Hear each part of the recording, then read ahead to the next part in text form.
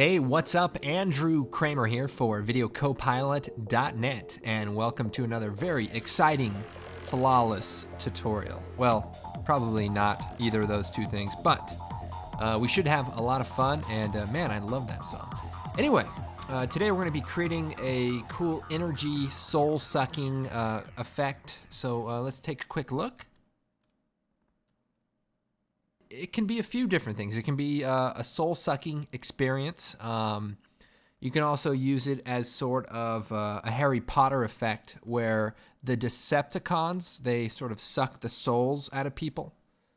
Kind of a weird, kind of demented kind of character, but definitely someone to look into. Okay, let's go ahead and get started. I have our soul movie. We'll drop it into a new comp. And we have Tino here. And let's go and create a new solid. And it's going to be our energy. And we'll go and make it white. Okay, and okay. Now, I'm probably going to make this a little bit longer, but let's go and pre-compose it. Pre-compose. Move all attributes and choose OK. Then Alt double click on that. And we're going to go ahead and add simulation CC particle world. And we'll go ahead and set the grid to off. And we'll go down to the physics settings. We'll set it to direction axis. And we'll turn the velocity down to 0.6 or so. And the gravity down to 0. Now, we want the particles to be flying from left to right. So let's go to the producer. And let's move the producer over. So we'll just move it over on the x-axis. And we'll also go down into the particle and set it to lens convex. And we'll go to the options, rendering, and we'll turn on motion blur. Okay, okay. And let's lower the birth rate. And this is kind of the part where we just have to play around until we get it to look right. So we'll turn the longevity up so the particles last long enough to go from one end to the other end of the screen. Okay, looks good. Now, we also want to vary the velocity of the particle. And the reason we want to do that is so that it looks like a little bit more an uneven flow or an uneven stream of particles. So we'll alt-click on the velocity and add a wiggle expression. Wiggle. And we'll type 8, 0.25. And that way, 8 times a second, the number will vary about 0.25. And that way, you can see some particles are slow and some are a little bit faster. And so it's a bit of an uneven stream. Now, I'm going to go into the comp settings and we'll set the duration to 300 frames. So it's a little longer. And we'll zoom out here and we'll extend the layer. Now, to give it a more energy look, we're going to choose Effect, Blur, CC Vector Blur. And also we're going to add a Fast Blur. So we'll turn the fast blur repeat edges on and we'll just increase it a bit. Now I'm going to put the fast blur above the vector blur and then we're going to turn the vector blur amount up. So you can see it kind of gives it more of an energy look. And in order to fill it in to make it more dense, we're going to turn up the size of the particles. Okay, now to complete this, we're going to duplicate it. So edit, duplicate. And we're going to go into the particle producer settings for the top layer. So we'll call it energy 1. And we'll go in here and we're going to increase the radius on the y-axis so that it gets a little bit taller. And we probably want to give it a little more blur so that we have sort of a sharp inside and a soft outside. Now on our original energy layer, we probably want to bring the y radius down. And that way it kind of creates a vein that goes through. That looks pretty good, and I'll also go ahead and duplicate the layer one more time, Control D, and we'll shut off the fast blur and the vector blur. We're just going to use the particles. Now we do want to play with the size of the particles, and we're going to go ahead and make them a lot smaller. And we're also going to lower the velocity and the birth rate, and we'll turn up the longevity. And we'll also offset the layer so that the particles are born sooner. And we'll go ahead and increase the longevity again. And you can turn the motion blur off also if you want to make it a little more subtle. Okay, that looks pretty good, but our small particles are going a little quick, so we'll slow it down even more by turning the velocity down.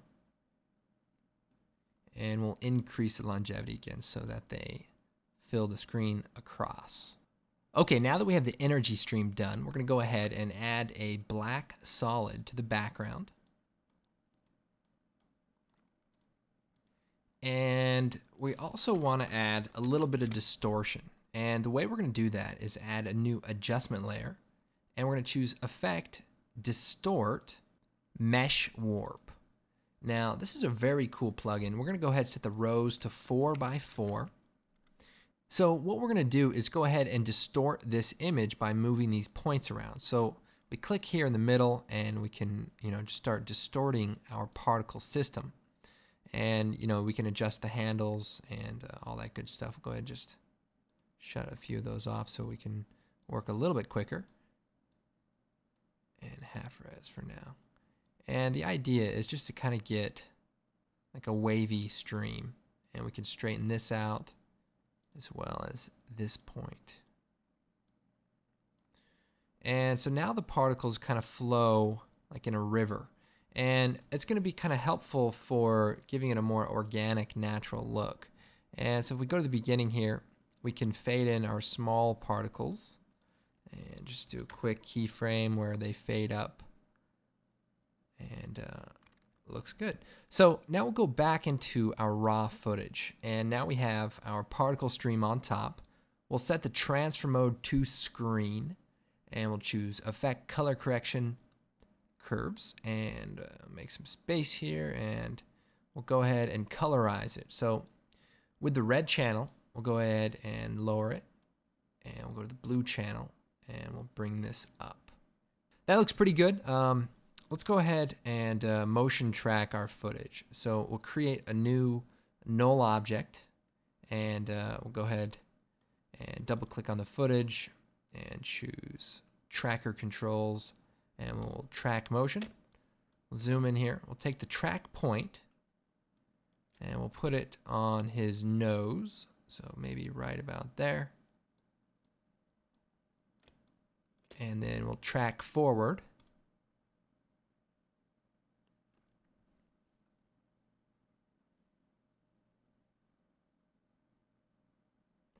And we'll choose Edit Target, make sure our null is selected, OK, and apply.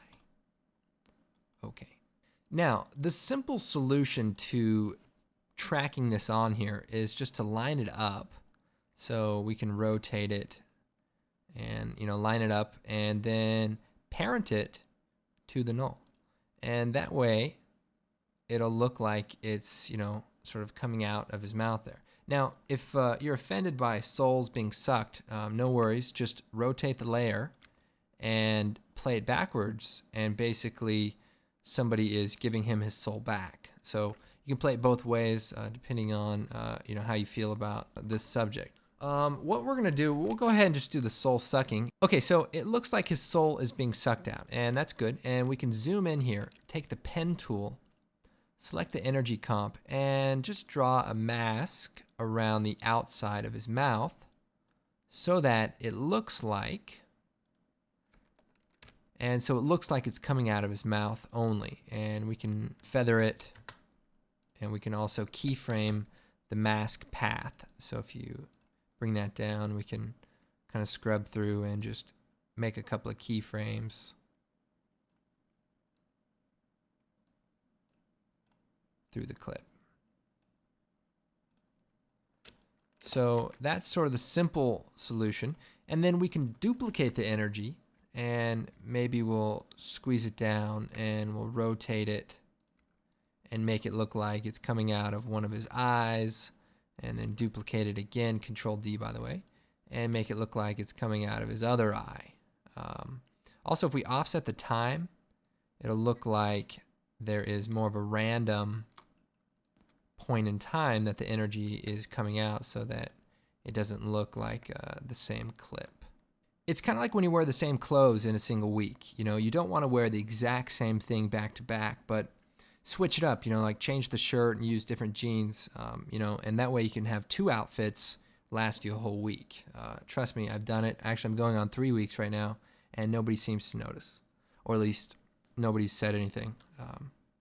Okay, let's go and bring the saturation down on the energy. So we'll choose tint, and we'll just set it to 50, and we'll copy that and paste it to the others. And so that gives us that look. Now, we also want to add a little bit of a face kind of distorting. So we'll duplicate the Soul movie. And then we're going to go choose Effect, Distort, and we're going to use the Liquify filter. Now, we've used this before in the Demon Face tutorial, and we're going to do something somewhat similar. So what you can do is make a very small brush and turn up the pressure and just start, smearing the face in the direction of the energy. And, the idea of using a small brush is so that you can have, finer detail, and it'll just look a little bit cooler. So that's kind of giving us the distortion that we want. However, the problem that comes up is, say we need to color correct the background or do other effects to just the background. We need to create a matte just around the outside of the distortion area. Now, I found a very cool way to do that, and we choose Effect, Keying, Difference Matte. Now, the difference matte is a way to create a matte based on, the difference between one layer and another layer. So the idea was, you shoot a scene and then you have your character in the scene, and then you shoot the scene without your character, and you could compare them and hopefully make a matte around your main character. But usually it didn't work very well. And the reason why is because, just the slight difference in exposure and grain caused it not to link up. But in this case, we're using the exact same clip. So if we choose that movie, it's going to actually perfectly, if we turn the tolerance all the way down to 0, it's going to perfectly remove everything but the distorted area. Now that we've done that, we can turn the opacity on and off to kind of create, that mix between the 2 layers. But we do need to link the distortion to our tracking data. And what we can do is use the distortion mesh offset. Now, in the Demon Face tutorial, we learned a more advanced way to link them together, and you may need to do that depending on your shot. Here, we're just going to link the distortion mesh. So what we'll do is click on the null, hit P, bring up the position, hit E, go to the Liquify, and we'll just alt-click on the distortion mesh offset, and we'll parent this up to the position. Now, we need to do one other thing, and that is subtract the current position. So that's the expression it creates automatically. Then just click minus and do 2 square brackets and type 425, 302 in bracket. So that's going to remove this offset so that our distortion somewhat lines up for the clip. Now, without that expression, the distortion is all over the place. So just make sure, turn that on, and it should look pretty good. Now, we also want to add a wiggle expression to the distortion percentage so that we can kind of animate it phasing as if the energy is, pulsating. So we'll alt-click on the distortion percentage. We'll type wiggle 5,75, and we'll set the distortion percentage to 50, and that way it will kind of turn on and off. Now, we may want to turn this down to maybe 4 and turn this up to 105. Let's see, we'll turn the distortion up to 75. I just want to see more distortion than not. So that looks pretty good. Now, the other thing we're going to do is link the opacity. So we'll hit T, we'll hit U first. Then we'll hold down Shift, hit T, bring up the opacity, Alt-click on the opacity, and link this to the distortion percentage. And what that does is when it's 100% distorted, it's 100% opaque. And then when it comes down, it fades out. And so that way it can kind of blend between the two in kind of a nice, cool, natural way. But it's purposely superimposed so it looks transparent in a way. So pretty simple way just to link those together. And we'll go ahead and close that out. So very simple expressions, but it does make it look pretty cool. So we'll go and turn our energy back on, and you can scroll down and kind of check it out.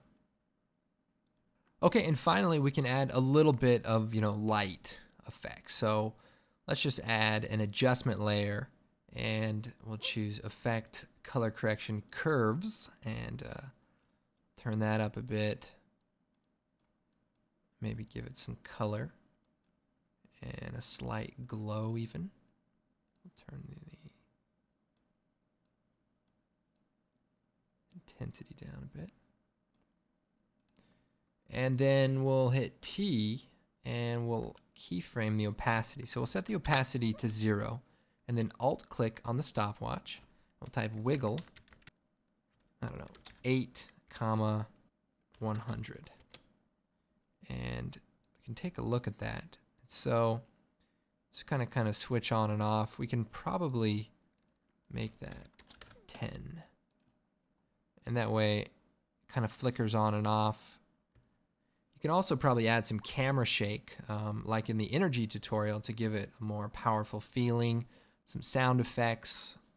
Now the distortion is distorting the back part of the actual image, and you can fix that with maybe a mask. Or just say the energy is so powerful that it's refracting the light, and so it's bending the background. And the producer says, "Oh, that makes sense. Good job." And then you say, "Whew, good thing I didn't have to do that, because that would have been a big pain, and I wouldn't have done it, or I would have, but I would have cried." Okay, so hopefully you'll end up with something like this. And I think what's really cool about it is that when he morphs here towards the end, he almost starts to look like Richard Nixon, which I don't know if you guys know who that is, if they teach him in school. But anyway, I just thought that was kind of interesting. He's just kind of battling this body.